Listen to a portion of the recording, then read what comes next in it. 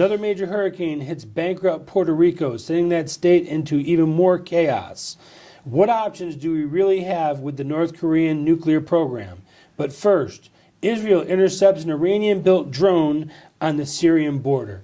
Maury, this story bothers me more than a lot of stories because do you remember a couple years ago we had a drone that the Obama administration could have blown up before it got into Iran, and it went without a scratch on it, delivered right into the arms of Tehran, and they took that drone and they copied it, and now they're on their own making drones and on the Syrian border. Now Israel has to worry about that. This is a story that I don't see very much covered, but it's bothering me very much so. What do you think? I will give you my answer in a very quick way. Obama hates the state of Israel. Obama would like to see Israel go out of business. And what absolutely floors me in American Jewish population, that 25% of them vote Republican, the rest of them, they're like... to me, it's moronic. I mean, it's like the chickens voting for Colonel Sanders. Couldn't ask for a better comparison. But the thing is that I've gone public with my position because I feel it's the right thing to do. You know, in my basic blogs that I do every day now for Business News Publishing Company, I've said that Israel has the finest military capability, man for man, in the world today, and I've gotten this from top-flight American officers. But the thing is that Obama hated Netanyahu, he hated the state of Israel, and he gave the Iranian every opportunity to work with Hezbollah, which is a Lebanese group of terrorists, in order to infiltrate Israel. They have you know that there are 140,000 missiles parked in Lebanon waiting to be shot at Israel at a given moment? And if that happens, you know, all hell is going to break loose. And fortunately, the United States has a president who is much more favorable to the state of Israel. And everyone who has an IQ above 50 is going to know that the Iranians are working on a nuclear bomb. The Iranians are now working on drones which can deliver missiles and bombs into Israel and all over the Middle East. I think this the is a very concerning... president made a very strong point about that. He said the most disgusting piece of agenda that was passed by the Obama administration was the Iranian deal, which was strictly aimed to accelerate Iranian capability, not only to destroy Israel, but also to destroy the Saudi Arabs. It's interesting that the kind of relationships now, you know, the Saudi Arabians used to be very anti-Israel. Now they're working with them. Egypt, Sisi, one of my favorite people of all time. He came out. He was a trained American Egyptian. Came there. And the Muslim Brotherhood had taken over. And who's the one that facilitated that? I know it. Barack Hussein Obama and Hillary Rodham Clinton. Exactly. When they got rid of Gaddafi, when they got rid of Mubarak and put in the Muslim Brotherhood. They wanted the Brotherhood. And El-Sisi, that's one of the most amazing stories of the last 100 years, yes. I would say. How a guy like that can take the army, overthrow the Muslim Brotherhood that was put in by the West, and take over the country and turn it back around. That's an amazing story. I second your motion. You're absolutely right. It showed how clever he was. I have met people that know him. He said he was trained at Lackland Air Base. He was trained at Fort Bragg, North Carolina. Very pro-American. And I can't tell you what went on behind the scenes because I don't know. But he came back and got a low-level job in the Egyptian military.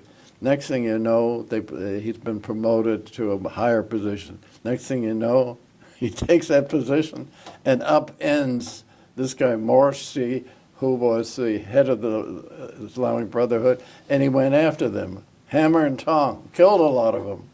And now he's running Egypt like a dictator, which is the only way you can run a country like that. And speaking of Egypt, it's also been recently uncovered that Hillary Rodham Clinton's her main person, Uma Abedin, whose mother is a big shot in the Muslim Brotherhood in the Middle East, was actually editing speeches of Hillary Clinton's that she gave in the Middle East regarding the Muslim Brotherhood.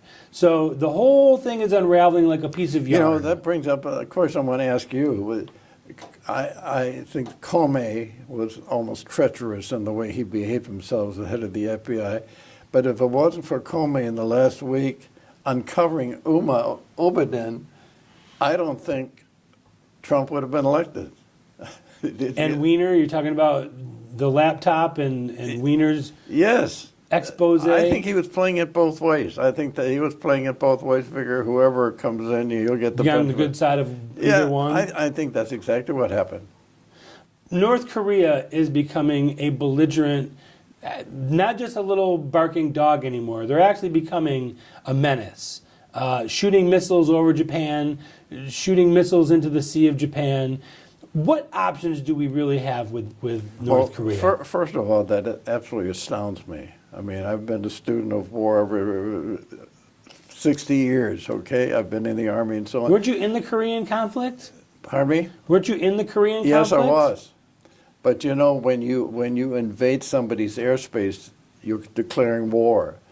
They actually sent these missiles over the airspace, not around the airspace, but over the airspace, and nobody's done anything about it. This is they declared war against Japan, ready to send a bomb against Japan. And Japan, isn't it ironic?